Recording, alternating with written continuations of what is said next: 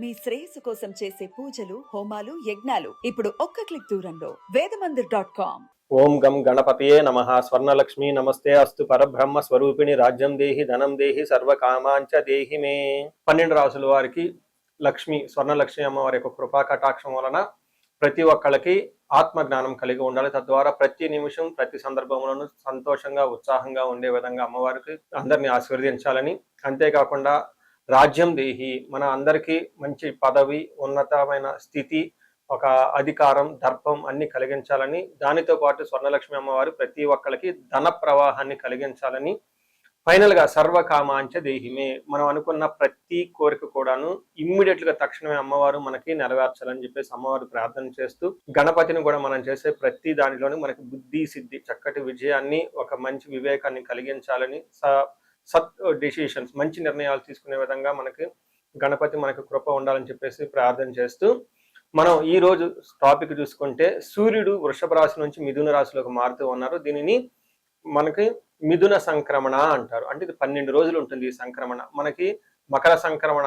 మకర రాశి ఎలానో ప్రతి నెల ఒక్కొక్క సంక్రమణ వస్తుంది. ఇప్పుడు రాబోయే సంక్రమణ మిథున సంక్రమణ అంటారు. ఇది 30 రోజులు ఉంటుంది. 15వ తారీఖు జూన్ నుంచి జూలై 15 వరకు ఉంటుంది. ఈ 15 రోజులు సూర్యుడు మిథున రాశిలో ఉండటం వలన ఏం జరుగుతుంది 12 రాశుల వారికి అని తెలుసుకున్నాం. అయితే ముఖ్యంగా సూర్యుడు మారటం వల్ల సూర్యుడు ఎలాంటి విషయాల్లో మనకి ప్రభావాన్ని చూపిస్తాడని తెలుసుకుందాం. సూర్యుడు వచ్చేటప్పటికి ముఖ్యంగా 8 రకాలైన అంశాలపైన ప్రభావాన్ని చూపుతూ ఉంటారు. ఒకటి, అందరూ బాగా గుర్తుపెట్టుకోవాల్సింది ఏంటంటే సూర్యుడు ఆత్మకారక అంటారు. అంటే మనకి సెల్ఫ్ కాన్ఫిడెన్స్, మనకి కావాలన్నా స్ట్రెంగ్త్, సోల్, ఆత్మబలం ఉండాలి కానీ సూర్యుడు చక్కగా ఉండాలి. కాబట్టి సూర్యుడు ఆత్మకారకుడు. అలానే రాజ్యకారకుడు, ఒక పదవి రావాలన్నా, గవర్నమెంట్ అథారిటీ, అడ్మినిస్ట్రేషన్ పవర్, వీటన్నీ రావాలన్నా కానీ సూర్యుడు మనకి స్ట్రాంగ్ గా ఉండాలి. అలానే పితృకారకుడు, father related elders, mentors, boss, వీళ్ళందరినీ కూడా మనకి సూర్యుడే రిప్రజెంటేషన్ చేస్తూ ఉంటారు.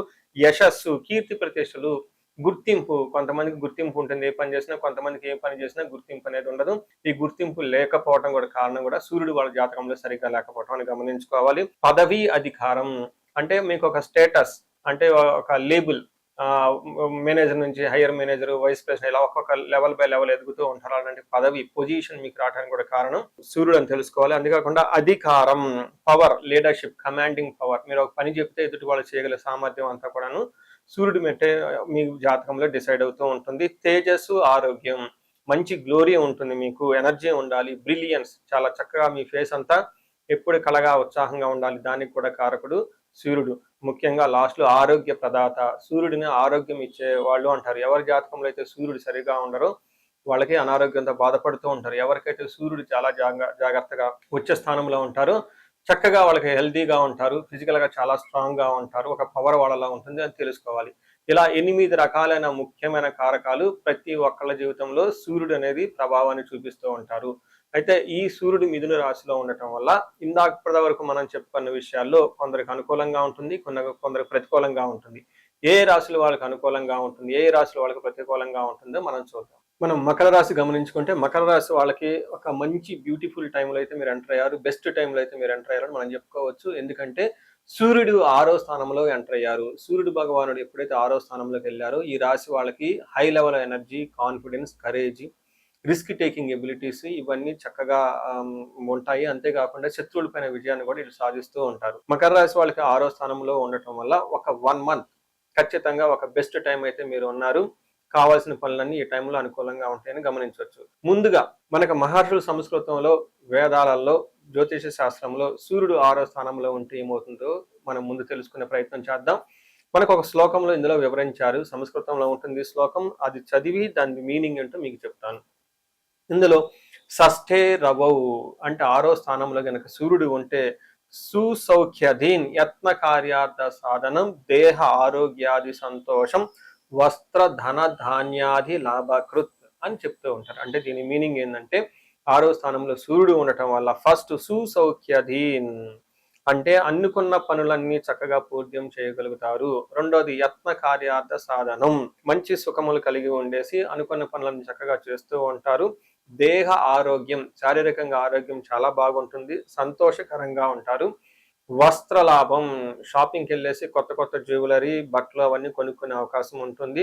ధాన్యాది లాభాకృతు, రైతులకు ఎవరైతే ఉంటారో వాళ్ళకి ధాన్యం చక్కగా వస్తుంది అని మనకు చెప్తూ ఉంటారు. 6వ స్థానంలో రోగ రుణ రిపు అంటారు, అంటే ఆరోగ్యం బాగుంటుంది.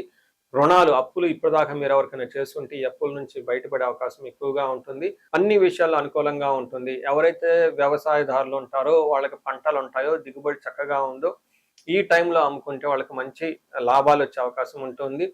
హెల్త్ ఎవరికైతే సరిగా ఉండదో, దీర్ఘకాలంగా ఇబ్బంది పడుతూ ఉన్నారో ఇప్పుడు గనక చక్కగా ఒక్కసారి డాక్టర్ని కన్సల్ట్ అయ్యి మెడిసిన్ తీసుకుంటే ఆరోగ్యం వ్యాధి అంతా పోయే అవకాశం ఉంటుంది. ఇప్పటిదాకా ఏదైతే ఒక పని మీరు అనుకుని ఉండి ఇబ్బందులు పడుతూ ఉండి ముందుకు వెళ్ళటం ఆగిపోయిందో ఈ టైంలో పనులన్నీ ముందుకెళ్ళిపోయి చకాచకా మీకు అనుకూలంగా ఉండే అవకాశం ఎక్కువగా ఉంటుంది. దీనితో పాటుగా మీకు సుసౌఖ్యధీన్ అంటే సుఖవంతంగా ఉండే అవకాశం కూడా ఉంటుంది. ఇప్పటిదాకా మిమ్మల్ని ఎవరైనా ఇబ్బంది పెట్టినా, అనుకున్న పనులు టయానికి కాకపోయినా కానీ, ఇబ్బందులు పడుతూ ఉన్నా, ఎగుడు దిగుడుగా ఉన్నా కానీ, ఆటంకాలతో ఉన్న పనులన్నీ చక్కగా ముందుకెళ్ళిపోయే అవకాశం ఎక్కువగా ఉంటుంది.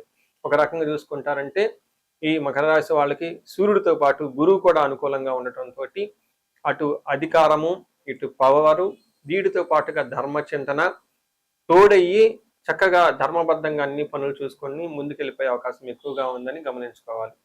సో ఈ రాశి వాళ్ళకి ఇంకా చక్కగా మంచి రిజల్ట్ గురించి వ్యక్తిగతంగా జాతకం చూపించుకోవడం చాలా అవసరం. చక్కగా ఉండాలని చెప్పేసి నేను కోరుకుంటున్నాను.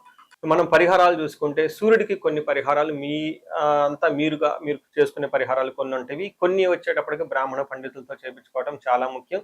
కొన్ని క్షేత్ర దర్శనాలు కూడా చేసుకోవడం చాలా చాలా ఇంపార్టెంట్. ముందు ముఖ్యంగా మీవంతా సెల్ఫ్ రెమెడీస్ అంటారు, మీరంతా స్వయంగా చేసుకునే పరిహారాలు కొన్ని ఉంటాయి. అందులో ముఖ్యంగా చూసుకుంటే సూర్య నమస్కారాలు చేయడం చాలా ఇంపార్టెంట్. సూర్య అష్టకం చదవటము లేదా ఆదిత్య హృదయ స్తోత్రం చదవటం కూడా చాలా ఇంపార్టెంట్. ఎప్పుడైతే ఆదిత్య ఉదయ స్తోత్రము, హనుమాన్ కార్యసిద్ధి మంత్ర రెండు కలిపి కనుక చదువుకలిపితే ఇంకా చాలా మంచి రిజల్ట్ ఉంటుంది.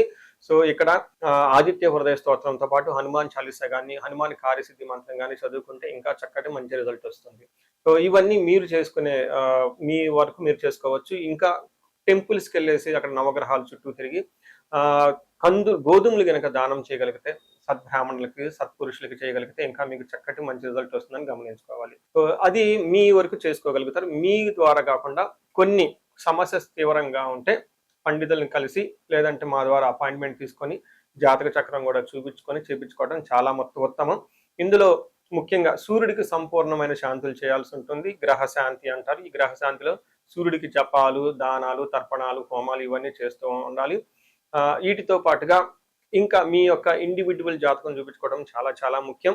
ఎవరికైతే మీ యొక్క ఇండివిజువల్ లైఫ్లో మీకు ఏజ్ 35 to 45 మధ్యలో ఉండి 40 years +or- ఉన్న వాళ్ళకి ఎక్కడైనా మీకు లైఫ్ స్టాగ్నేటెడ్ కనిపించింది, అప్పటిదాకా సక్సెస్ఫుల్ ట్రాక్ రికార్డు ఉండి ఇక్కడ ఎందుకో ఆగిపోయారు, గ్రోత్ లేదని మీకు అనిపిస్తే ఒక్కసారి కాల్ చేసి అపాయింట్మెంట్ తీసుకోండి, మీ జాతకం చెక్ చేసుకోండి. నేను 35 to 45 ఏజ్ గ్రూప్ రీసెర్చ్ గ్రూప్గా చేస్తూ ఉన్నాను. చాలా మంది పీపుల్ మిడ్ లైఫ్ క్రైసిస్ అని చెప్పేసి ఇక్కడ ఆగిపోతూ ఉంటారు. చాలా మందికి డైవర్స్ అవుతూ ఉంటుంది, సడన్ గా కెరీర్లో బ్రేక్ వస్తూ ఉంటుంది. సో ఈ మిడ్ లైఫ్ క్రైసిస్ ని మన ఆస్ట్రాలజీ, వేదిక్ ఆస్ట్రాలజీ ఎలా డీల్ చేస్తుంది, దాంట్లో ఏమేమి ఉంటాయి అని చెప్పి తెలుసుకోవచ్చు. ముఖ్యంగా జ్యోతిష శాస్త్రం ప్రకారం గ్రహ శాంతులు అని ఉంటాయి, గ్రహ దోషాలు అని ఉంటుంది. మీ యొక్క దశలు తెలుసుకొని వీటిల్లో ఏదైనా ఒక గ్రహం దోషం ఉండటం అయితే మీరు స్టాగ్నేటెడ్ అయిపోతారు. దాన్ని ఎలా బయటకు రావాలని పరిహారాలు తెలుసుకోవాలి. వీటితో పాటుగా మీకు ఏమైనా శాపాలు ఉంటే, పితృశాపం, కాలసర్ప దోషము, ఇలా మాతృశాపం, స్త్రీ శాపం, ఇంకా ఏమైనా యాక్టివ్గా శాపాలు ఉన్నాయా, ఈ శాపాలు ఉండటం వల్ల కూడాను మీరు లైఫ్లో గ్రోత్ లేకుండా ఆగిపోయే అవకాశం ఉంటుంది. సో ఎవరికైనా సరే ఎలాంటి ప్రాబ్లం ఉన్నా, ధనానికి ఇబ్బంది పడిపోతూ ఉంటే స్వర్ణలక్ష్మి విశేష హోమం చేయించుకోండి.